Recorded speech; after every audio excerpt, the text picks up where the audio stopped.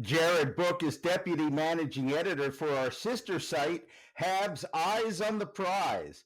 Jared, thank you for your time. Thanks for having me. The Kraken are starting the season with three goalies on the roster, something the Canadiens did for much of last year. So please give us your perspective if a three goalie rotation can work, how the goalies feel about it, although I think I know, and how the team made sure everyone had enough practice reps if they did. Yeah, the Canadians when they had the three goalie system, it was kind of out of necessity until they traded one of them. They ended up trading Jake Allen that year, and I think that one of the things that you have to keep in mind is there's probably going to be one guy who's the clear number one, and then it becomes a little tough to figure out which of the backups are going to play once you start getting them into games because there's only one net, so it's hard to manage. And to the second part of your question, that's why the goalies don't really like it too much, is because there's not that much, there's not enough time to play games, and it is helpful a little bit in practice to maybe have your starter take a little bit of a rest every now and then, but these goalies want to play. They don't want to practice, so it's a little bit tough to manage, but it is doable, especially in a season like this one where the schedule is a little bit more compact. But it's definitely not ideal. It wasn't ideal for Montreal when they did it, and I don't think it's an ideal situation for any team, really. Most preseason predictions I've seen give the Kraken about a 50-50 shot of not curling up in the fetal position.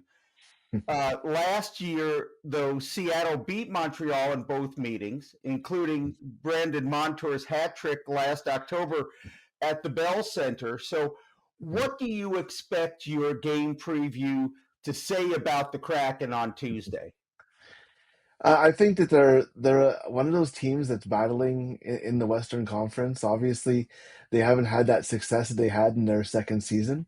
It's kind of maybe fallen off a little bit, but as you mentioned, they beat Montreal both times last season, especially including handily at home in that October game. Montreal wants to get off to a better start this season, so I don't think they're going to be taking Seattle lightly. It's going to be their home opener as well, which is always a game where the crowd's going to be a little bit more amped up. So yeah, I think the Kraken are a good team that's developing, and it's gonna.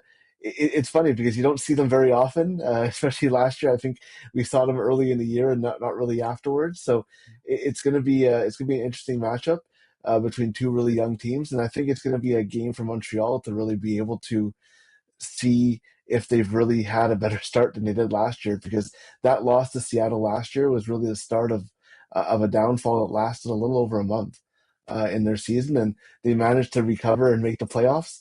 But you don't want to be behind the eight ball very often when it comes to a slow start.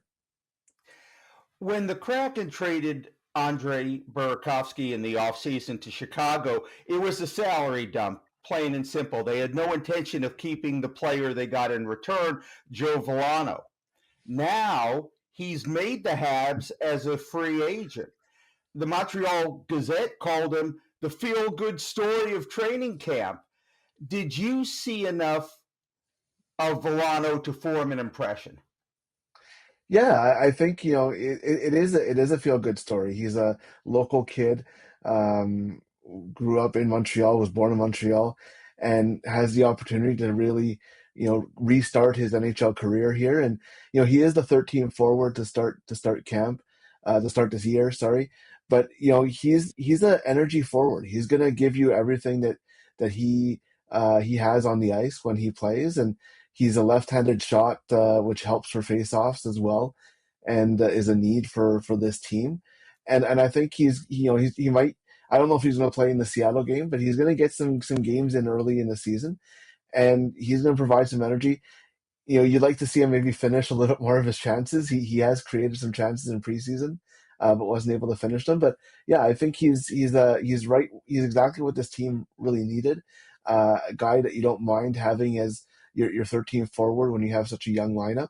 He does have experience, and I think that he can bring some of the little things that teams need. Using the same language the Gazette used, you might say the Canadiens were the feel-good team last season in the NHL, earning an unexpected playoff spot. What has to happen this season to keep the good times rolling in Montreal? Yeah, I think they just need to be the team that they were at the end of last season. They went on a run around. They started really at the end of December. They kind of had some ups and downs around the Four Nations break, but coming out of the Four Nations break, they played really well. Put themselves in a position to have a playoff spot. A little bit of a scare at the end of the season, but I think this year you look at the additions they made. They have obviously Ivan Demidov for the entire season. He came in only 2 games last year. They have Noah Dobson, who's going to be a big addition to the blue line.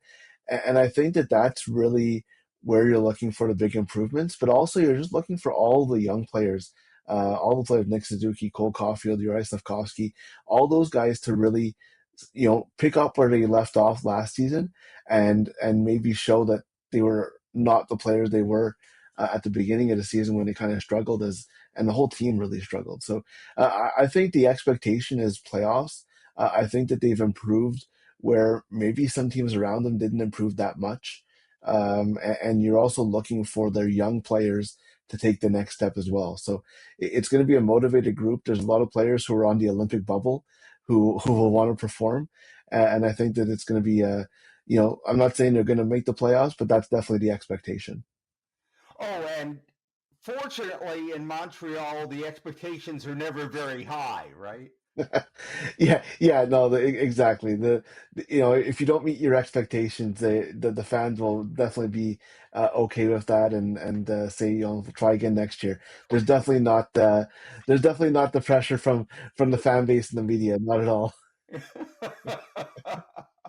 Yeah, something like that. All right, Kraken and Canadians on Tuesday. Jared, thanks so much for your time.